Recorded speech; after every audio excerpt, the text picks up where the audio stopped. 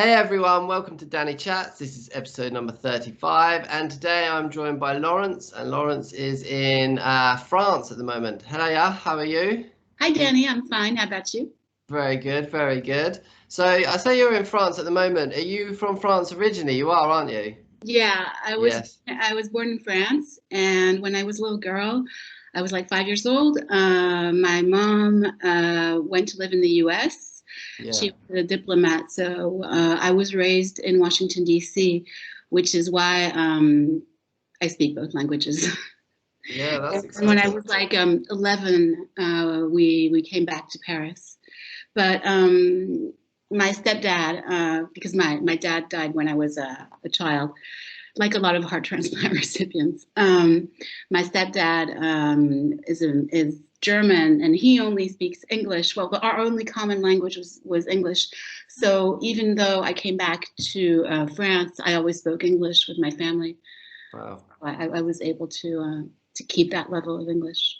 That's it. And you mentioned the reason we're having this chat today is because you had a heart transplant. Absolutely. And it was around the same time as I had my transplant in 2019. Yep. It was Yeah. actually I got my call on December 23rd.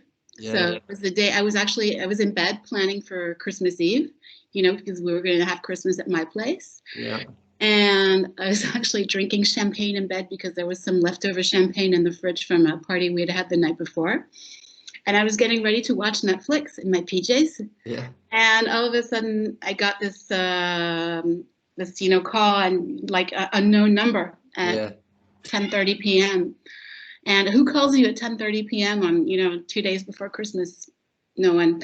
So I knew who it was. I totally, obviously, but maybe I'm getting ahead of myself. Was that your first call? Oh yeah, I only had one. Thank Oh, goodness. really? Yeah. Yeah, I didn't get the false alert. Yeah. I know that. Have you? Did that happen to you? Yeah, I had three phone calls, and then the fourth time was the go time. So So the by the fourth call time, is I'd each time totally it happened? lost. Like by the fourth time, I didn't think it was going to happen at all. I kind of turned up there. I was like, oh, we'll probably just be sent home anyway. And I was filling out the forms like you do, and I was just like, oh, it's still not going to happen. And then it happened. So it was like, oh, this is real. Wow. How come what happened? What I don't know why sometimes it doesn't happen. It's like the organ is not compatible, I guess, when Yeah, they well, it's just not in good enough condition of the way they explained it to me, and because I wasn't in a really, really desperate state for it, I could hold out a few more months or however long they sort of see. They said to me, "There's no point in putting this in because there's a high chance of rejection. So if we put this in, you might need another one. You're going to be fighting this battle. So we'll just wait until we find the right one for you." And it's the best decision. It's a tough decision for the person waiting, but it's the best decision. Yeah, they actually told me when they called me that the heart was being flown in. Yeah. So I think it's the same in Great Britain. You have like total anonymous, you don't know anything about your donor. No, Yeah. no. I mean, we can. Well, we know their age and sex, and then obviously we can write a letter to the hospital, and then they act as like a go-between the family. So if the family want to receive a letter, the hospital send it on to them. Mhm. And if they don't, obviously the hospital kind of just keep it. And I think they might I don't even know if they let you know. I think you just have to send a letter and hope and see what happens and see if you get one back. But you can get one back. Yeah. Again, you can either leave your address, I suppose, in the letter you're sending, or they can contact the hospital and send one back. Oh, it's quite different in France. We don't know the sex or the age. We don't know anything. I don't No. even know what area of France. I just know that my heart was flown in because when they called me, they said there's a chance that you won't get it because there were thunderstorms that night. Yeah. And because of the storms, maybe the plane won't be able to take off. So I got this super confidential information that the heart was being flown in. That's how strong confidentiality is in France. They don't want you to know anything. Yeah.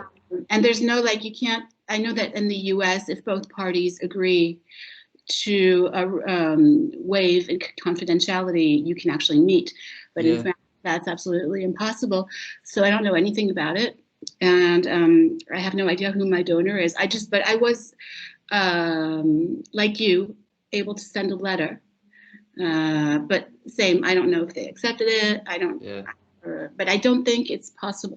And your letter is actually read by a special service of the government to make sure that you don't give any confidential information about yourself, that there's no way when they read your letter that they're going to find out who you are. It's very intense, this comment. Yeah.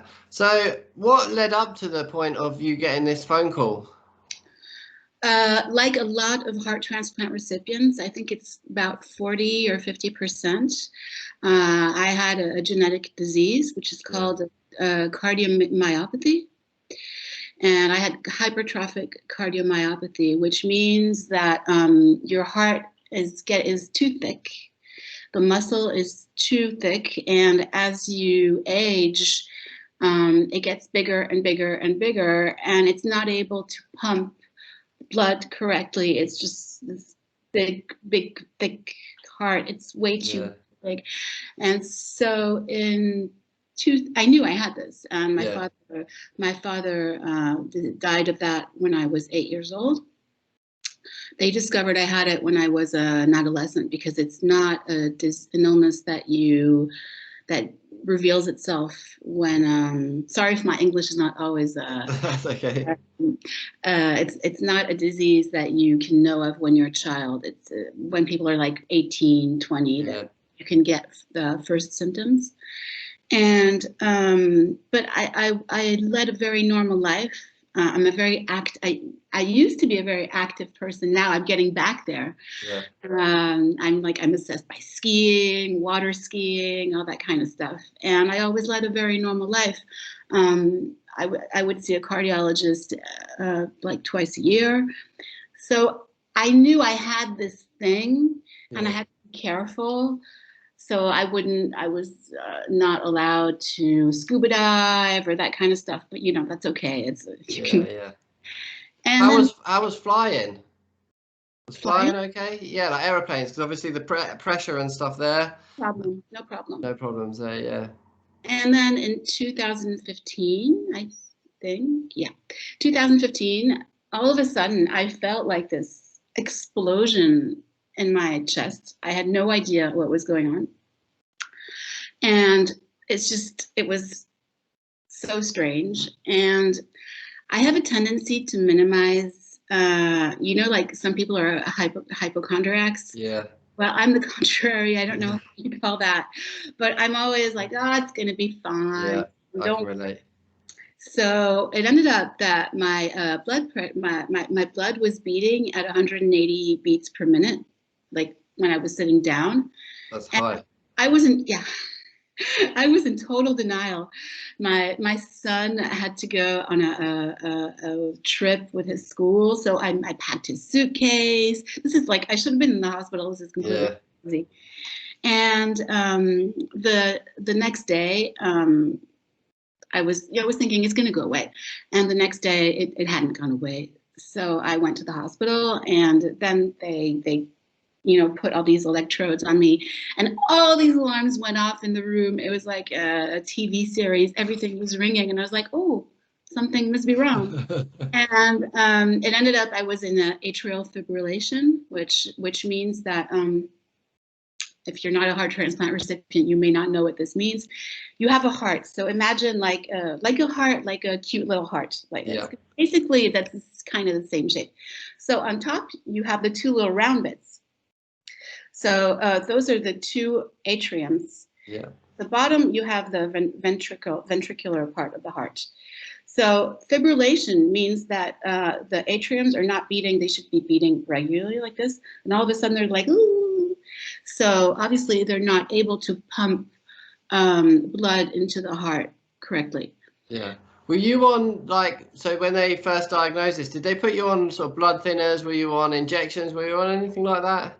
I was not on blood thinners yet. That's when they put me on blood thinners. Yeah. So I got the thing that you see in like a TV series when they put electric Defibrillator. cardio. No, they put cardio. It's called cardioversion. Yeah. So you get two big electric things that they put on your heart, and imagine it being like a reboot.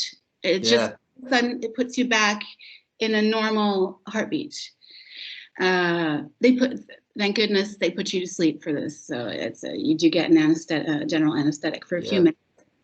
So that worked, but it didn't work for long. And so like a month and a half afterwards, it happened again. And I had to get the cardioversion again, which is like the defibrillator. And then I went out of the hospital with loads of medicine and stuff like that. And with this medicine, they said, it should be okay for a while. So I started living sort of normally again, even though I was very much out of breath. In the summer, I had the first signs of heart failure, but no one was telling me about what is heart failure. You are in heart failure. It's doctors in France are very secretive. They're not really in the contemporary era. Yeah. Especially the old ones. They really have this culture of we are the medical people who know everything, and we're just going to tell you the bare minimum. So I didn't really know what my situation was. I knew I had to be careful. But anyway, since I'm not a very reasonable person, I flew off to Greece to water ski with some friends because I love water skiing. And so I was water skiing, and all of a sudden I felt my heart again explode. It's really, I can only describe it like an explosion. And as what happens then? So then it starts just sort of feeling really fast, and you get like lightheaded and stuff. No, you don't get lightheaded. It's just you just feel like your heart is beating so strongly that it's just gonna come out of your chest, and you're totally out of breath, and it's extremely frightening. So I actually swam back to the shore, which is, I don't know, I do some. I'm not a very, now when I think of it, it was all completely crazy. Yeah. And I was there with my son, who was 8, and thank goodness there were a lot of friends of mine who were on holiday with me. I didn't want to go to the hospital in Greece. I was afraid. So I got taken back from my Greek island in an ambulance to Athens with my son, who was sitting next to me, my 8-year-old son, and I was like, it's gonna be fine. And I was like scared to death, but I was like, don't worry, honey, it's gonna be fine. And now my son is 13, and he actually remembers everything. We talked about it recently, and he was telling me about this guy who was sitting in the ambulance and gave him a cookie. This is all things that happened. It was 5 years ago, and he remembered everything. So I came back to Paris, and they said, okay, well, we're going to stop this cardioversion because it doesn't work. So that lasted like a year and a half. And they implanted a defibrillator and a pacemaker. And I got an operation, which is that it's not open heart surgery. It's just they go in through your groin. And they disconnect the atrium from the rest of the heart so that the atrium, which is fibrillating, it doesn't matter anymore. It's not, it doesn't communicate with the heart anymore. Tell me if I'm not. Yeah, no, you're making sense. It's making sense. I'm just trying to picture it all in my head as well as we go. It's probably not like that in real life, but in medical terms, but this is how I understand it. And so from that time on, a pacemaker was pumping blood into my heart. Yeah. And I thought when this was over, everything was going to be fine and my life was going to be back to normal. And it wasn't at all. This was in 2017, and that was the beginning of real heart failure. When everything was just getting so difficult, I was out of breath all the time. As time was going on, my lips were bluer and bluer. Because what happens, now I know, but at that time I didn't really understand, is that your heart is not able to pump as much blood. So the body is intelligent. It protects itself. Yeah. And when the heart is not able to pump the blood correctly, it protects the essential organs, the vital organs. So that your fingertips are very cold, Yeah. your lips are blue, because those aren't vital. And so the blood stays around the vital organs. Yeah, that makes sense. Yeah. And so it got worse and worse and worse. And also there are things that I realize now. I was having difficulties concentrating at work. Yeah. And I didn't understand why. And now I know why. It's because I didn't have as much blood in my brain. Yeah, yeah. Literally just in survival mode, really. Exactly. It's like it's a partial shutdown of your body, which is making sure that the essential things are taken care of, and that's it. Yeah. And I didn't understand why I was having so much difficulty concentrating on my work, that kind of stuff. And things were worse and worse and worse. And one day I went to my cardiologist. My cardiologist was at the hospital, and I said to him, I can't live with this anymore. It's really hard. And he said, well, obviously you're in heart failure. That's how I was told I was in heart failure. So you thought you were kind of just living, trying to get through life, and then they tell you this, and you're like, okay, that's a big shock. No, it wasn't even, I didn't know. I went home and I Googled heart failure. And when you go home and you Google heart failure, you realize that you have a 5-year life expectancy. Wow. And so no measures were taken to soften the blow, to help me get through this, when I think about it, I'm very angry at the way. So I called, we have in France something which is called a public notary, which is like a sort of a lawyer who writes wills. And I said, I need to see you because I need to write down my will. So I saw this guy, wrote down my will, and thought, we'll see how it goes. But I was still managing to live and I knew, because always from Google, that I was going to need a heart transplant. Yeah. My doctors were like, no, not at all, not at all. And that's really difficult because I don't know how it was for you when you found out you were going to need a heart transplant, but it's very lonely knowing that you need a transplant and not having a doctor to accompany you on that road and to tell you, you're going to get a transplant and it's going to be okay. Because it is. Yeah. Watching and they need a transplant, it's going to be okay. But no one told me that. Yeah. I mean, for me, I got ill when I was young. So at 14, I went into liver failure. And they wanted to give me a transplant then, but they told me there was 2 options: just take medication and see how it goes, or do the liver transplant. And at the time, the liver transplant scared me, so I went for the medication, and it worked all the way up until 2019. And then to be told then that you need a liver transplant, or now's the time we're going to do the liver transplant, they said, and even that was it's a big shock and a big.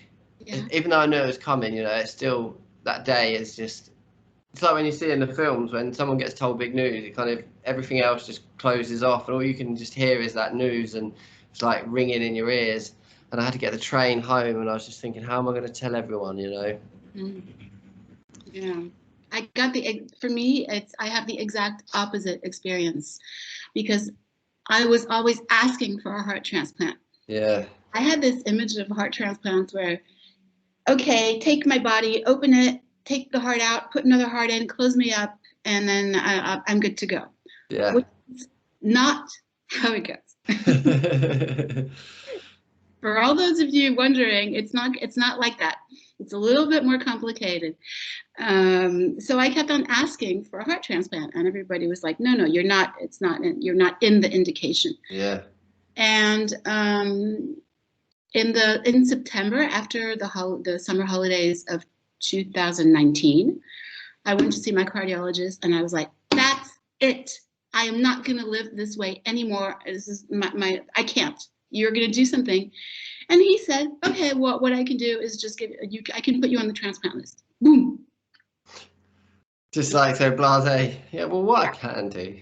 And you know what? I cried of relief. Yeah. Because finally I felt heard. Yeah. And also I have this problem. You know how, for example, how if your computer or your phone has like a technical problem and you bring it into reparation to get repaired, it works when you bring it to the shop. Yeah, yeah. Okay, I have this problem with my heart. Every time I would like really not feel well, and when I went to the hospital to get exams, to get it was actually better than it because things aren't linear. They go. Yeah.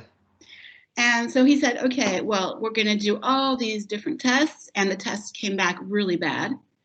And I was actually very happy. I mean, as strange as that may sound. I know what you mean, to get that real result, that result that you're feeling inside and what you're dealing with on a daily basis.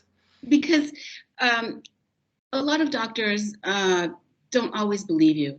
Yeah. They often think that, not all of them, obviously, but some of them think that you're exaggerating. Yeah. And you get that a lot in people who have like rare diseases. We know that, they'll go from doctor to doctor and everybody's like, it's all in your head. For me, it wasn't that bad, but still, I felt like no one was hearing what I was saying. And I needed a heart transplant so bad that this happened after the holidays. I got, I met with the transplant team in October. I was put on the list mid-November, and I got my heart transplant on December 23rd. Wow, that's fast.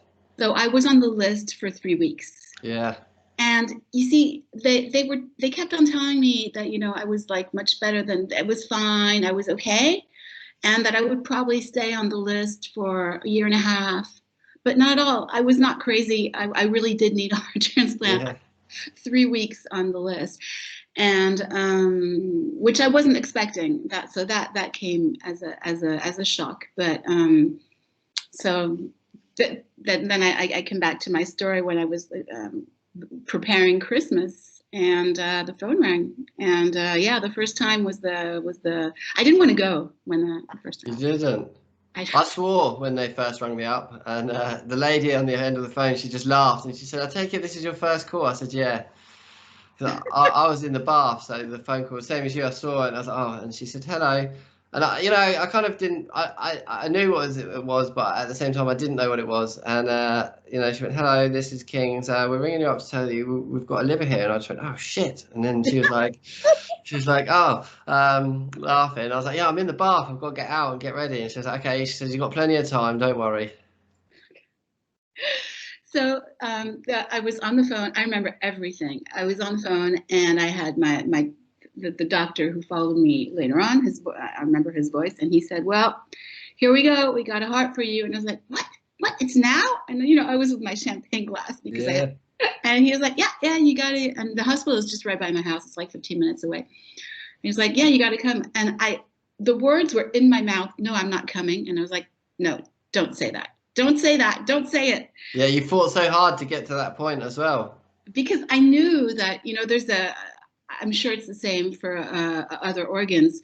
There's all this medical, you have to go through a lot of medical stuff to be allowed on the list. Yeah. But you also there's also a psychological, a mental aspect.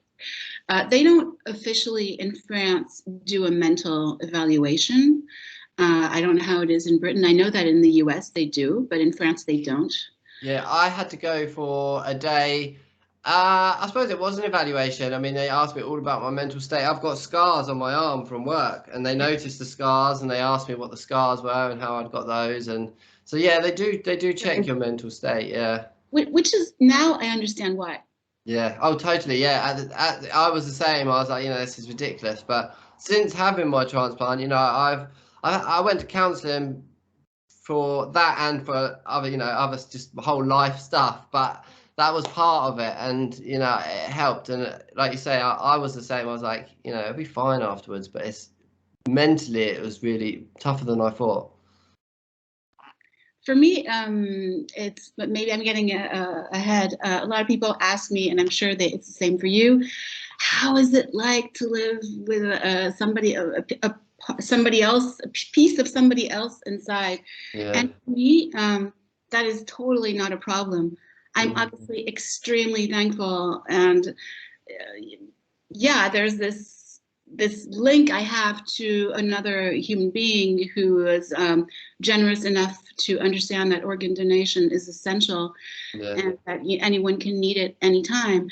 And I'm very grateful for that. But I don't feel like I'm living with another heart. It's my heart. It's my heart now.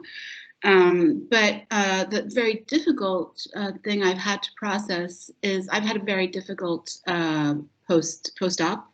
It was very, very hard. I stayed 2 months in the ICU with like multiple operations, and I was on dialysis 24 hours a day. Yeah. I went into kidney failure after my heart transplant, like a lot of transplant recipients, a lot of heart transplant, because the heart and the kidneys are very closely related. Yeah, they're very related. You mentioned to me as well that when they initially did that heart transplant, that you were on a machine that was pumping your heart for. So the heart was supposed to be a perfect match for me. My family was told that it was like, wow, it's such a good match. And strangely enough, something happened that very rarely happens. When they put my new heart in my body, it didn't beat. It wasn't beating. So this happened because obviously it's a big trauma for an organ to be out of a body for a few hours. So this happens, but usually hearts start beating again after, let's say the maximum is going to be 4 or 5 hours. My heart wasn't beating. It started beating again after 36 hours, which is absolutely huge. It's like really very rare that this happens.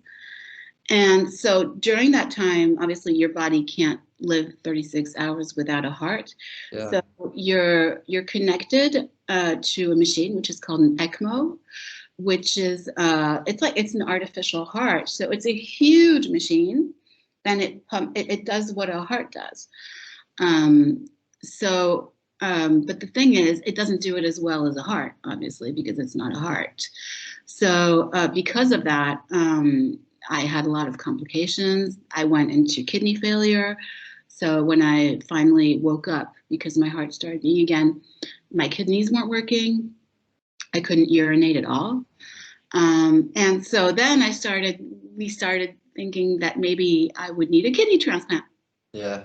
Which is unfortunately the case of some heart transplant recipients. Thank goodness, it didn't happen to me.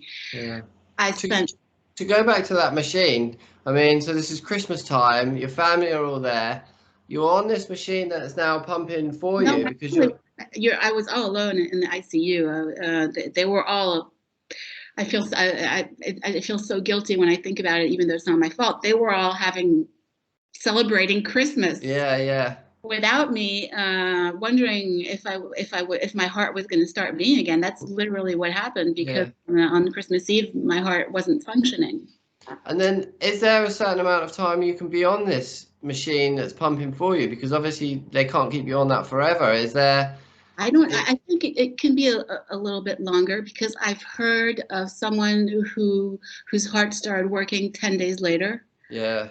So I couldn't tell you how long. And there are also some people who are on this kind of machine before a heart transplant because their heart failure is so bad that they're waiting for their heart in the hospital, because they can't survive because of the state of their organs. Thank goodness I was not in that situation, but a lot of people are.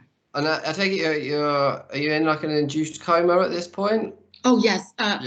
The only good part of my stay in the ICU, and they told me that when I was before my transplant, they said to me, you are not going to feel pain. Yeah. That is one thing, and it's true.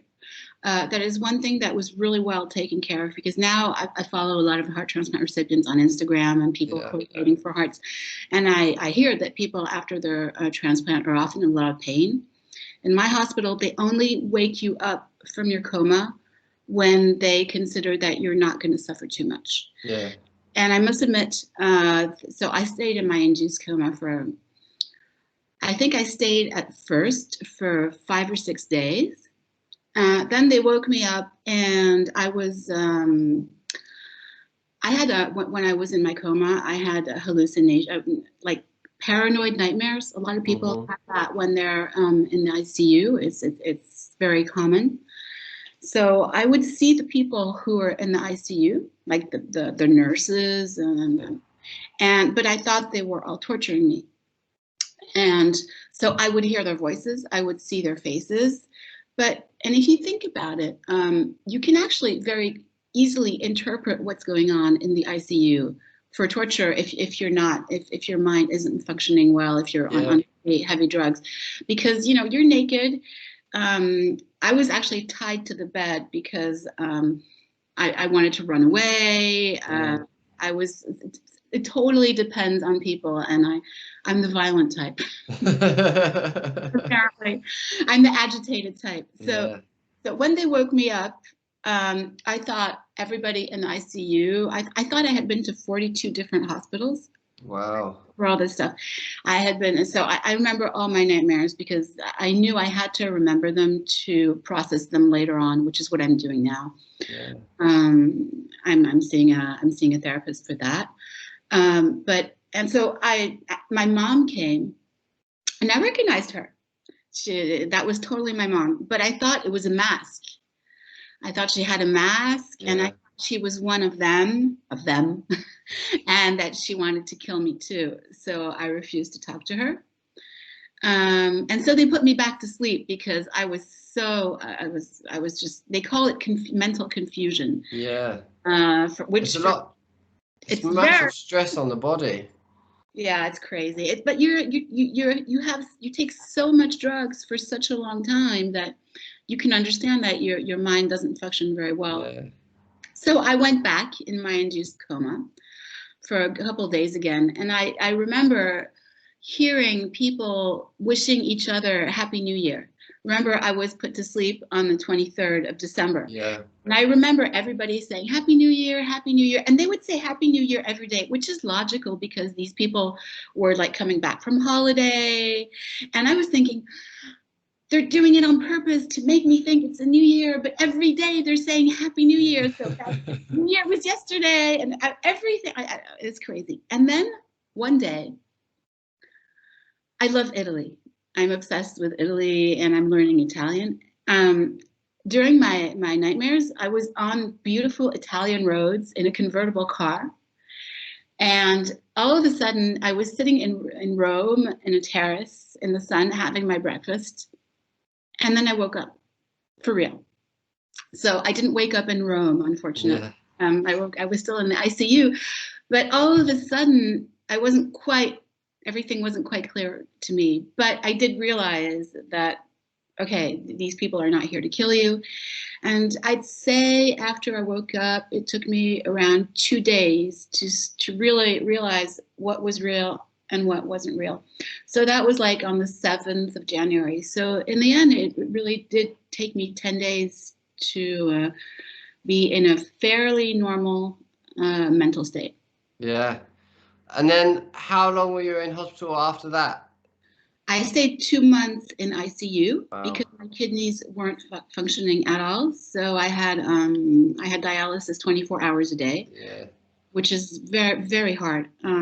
People don't realize how hard dialysis patients have it. It's really, when I meet kidney transplant recipients, I know what dialysis is like, and I was very lucky enough not to need it for a long time, but it's horrendous. So when you need dialysis 24 hours a day, you have to stay in the ICU because you need a dialysis machine in your room. And they obviously don't have that in normal hospital rooms. So after 2 months, my kidney started working a little bit. So they moved me out for 1 month to a normal room, and I would go to dialysis 3 times a week. Yeah. Like a normal dialysis patient. And then after a month, my kidneys started working even better, and they said, okay, we can get you off dialysis. And that was the only reason they were keeping me in the hospital at the end. And so they sent me to rehab. But then this was, remember, I was transplanted at the end of December 2019. So this led me to March 2020. Yeah. Remember what happened in March 2020? Was that COVID? Yeah. Yeah. So I arrived in the rehab center, and the rehab center shut down 5 days after I got there. Oh, wow. Because it was the confinement in France. Yeah. So I couldn't go back to my home because I have my apartment is a duplex, and I was so weak from being in bed for 3 months. Yeah. I couldn't even make it up the stairs. So I did my rehab. I went to live with my mother, which is, when you're an adult, it's not. It's not always easy. Yeah, no, I mean, she was cool. She was adorable. She was very cool, but it's hard to. It's not like you imagine that post-transplant, you're just going to party away, and this is not what happens at all. For me, I was staying at my best friend's parents' house before. I'd broken up from a long-term relationship, and I was staying at their house, and I was desperate to get my own place. And the hospital said to me, just stay there until after your operation. It'll be the best thing for you. And even me, I was like, no, I was still looking for a place. I really wanted to get my own place. But now afterwards, I was so glad I was there. Oh, yeah. Because my best friend's mum, Tina, she's like, modern day Mother Teresa. She waited on me hand and foot, like, 3 meals a day. All my washing was done. And when you first get home, it is tough. It is. I was in a lot of pain. I was in a lot of discomfort. And imagine my mom's kitchen has just one step up. And just to go into the kitchen, I would need to hang on. I would put a chair in the kitchen. Yeah. And so put one hand on the chair, and the other hand I would hang on to the wall just to walk up one stair. Yeah. So there was no way I could have lived alone. That lasted like a month and a half. It was confinement. So when I started to get better, we were allowed to go out and walk for like 2 kilometers. It's crazy when you think about it. Yeah. It seems like it's recent, but it just seems like another lifetime ago, doesn't it? Yeah. And then I got better pretty quickly. My kidneys got better and better. It's still not perfect, but it's okay. I don't need dialysis. At one point, I was actually trying to figure out if I could get a living kidney donor. Yeah. But I'm not there at all anymore. And now I'm much better. You look fantastic. Thank you. You look very healthy. It's good. Thank you. It's good. I shouldn't have put lipstick on, because that way you would have seen that my lips aren't blue anymore. I didn't think of that. And I mean, you set up an Instagram page. That's how we got talking. Is it Brave New Heart? Yep. We have a great Instagram community. It was very important post-transplant when I was in the ICU. And I just didn't really understand what was going on, and I was so scared. So many transplant recipients reached out to me and helped me and said, it's going to be fine. And that's what I do now. Also, that's what I try to do. And because it is, and if you're watching and you're afraid and you're just, you're thinking this is going to be terrible. Yeah, I'm not going to lie. It's not going to be easy. Yeah. But it does get better. And it's worth it, isn't it? Of course. So that's exactly what I was going to say. It's totally worth it. It's totally worth it. Because you're now good friends with Denise, who I've interviewed before, had a chat with before. Yeah, Denise is great. We have actually a lot of similarities, because she had a very difficult time post-transplant with a lot of complications. So she gets it. Yeah, and she's obviously doing fantastic as well now, isn't she? She has this incredible the Heartfelt Help Foundation, which is her nonprofit organization, which is helping people who need an apartment to stay post-transplant. So yeah, go follow her on Insta. Yeah, definitely. And how is that in France? Is your Medicare sort of slightly like England's? Do you? Extremely, extremely lucky. Yeah. Really, we are. We have. If you have a chronic illness or anything which is, very serious, you are 100%. Everything, all your expenses, all your medical expenses, not your housing or that kind of thing, but all your medical expenses are 100% paid by the state. Yeah. So I am not all in this. I think it's the same in England, isn't it? Yes. Yeah. And we're very lucky because, for example, people don't necessarily know this, but medication post-transplant, we have to take anti-rejection medicine, as you know. It costs thousands of euros. And I know some people in the US, for some people, they just, if we don't take this, we die. People need to understand that. We'll die. And for example, for me, not only do I take all this medication, but because of my kidney failure, my hospital has put me on one of the anti-rejection medicine, which is not officially approved by the French government for heart transplants. It's approved for kidney transplant. Right. And the hospital is introducing it for heart transplants. That I get that through IV once a month. That costs 3,100 euros a month. And that's very, very interesting. I've not heard anyone. So do you not take tablets? You just go once a month for the IV? Oh, that would be too easy. Yeah. I take tablets. Yeah. Do you take tacrolimus? Tacrolimus. Mine's Advograph and Prograph. Okay. Yeah, Prograph. Okay. So I was taken off Prograph because Prograph is, if somebody watching doesn't know, Prograph is like the king of anti-rejection meds. It's the most famous one and the most intense one. But it has it has a downside, which is it's very toxic for the kidneys. Yeah. So they took me off Prograph, and they put me on this thing called belatacept, which is used for kidney transplants. But the thing is, belatacept is not doesn't work as well as Prograph. It's because it's very, so that really helped my kidneys. My kidneys, my creatinine is going really way down, which is great. But it's difficult because I have lots of other anti-rejection meds because they have to compensate the fact that I'm not taking Prograph. Yeah. So, but for example, if I didn't live in France, I don't know how I would have. Well, in England, the expenses are paid, but it's so expensive. Yeah. Like you say, in America, people have to sell houses and all sorts. Yeah, it's when you see like GoFundMe's or it just breaks my heart. It's hard enough having a chronic disease. And you don't even have the money. I would have had to sell my apartment. A heart transplant. Do you know how much a heart transplant costs? Oh, not a clue. I asked hundreds of thousands, probably. Yeah, I asked my team. So there's an average cost. The average cost is 500,000 euros. Yeah. This is in France. I know that in the US it's like $1 million.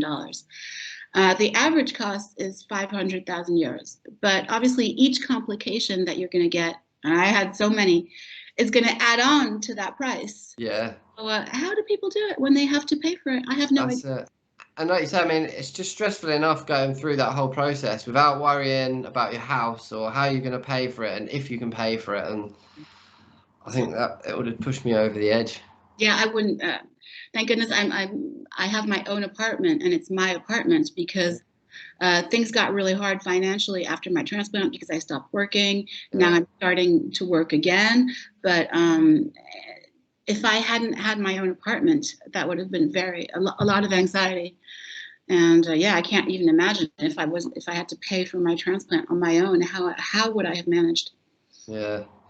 Yeah, thankful just to be born in kind of the right place, I suppose. Really, really. Yeah. I don't understand how state-funded a medical system can even be up for debate. Yeah. For me, it's just beyond me. everybody one day is gonna need something. Yeah, believe it or not, though, there's people in England that are like, oh, well, I'd rather not pay my taxes and just go private. But then they're the people they've never had anything wrong. Their family's never had anything wrong. Their children have never had anything wrong. They've never experienced when it goes tits up how bad it can be. But they will. Yeah. I'm not saying they will as if, good for them. I'm just saying it's gonna. Yeah. That's the way life is. You're always gonna end up needing something. And when I the first episode I told you about, when I was sorry, that was off camera. First time I had a heart problem in 2015.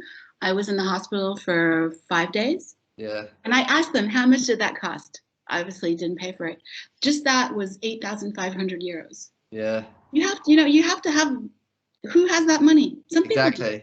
Some people do, but yeah, not many though. Not many.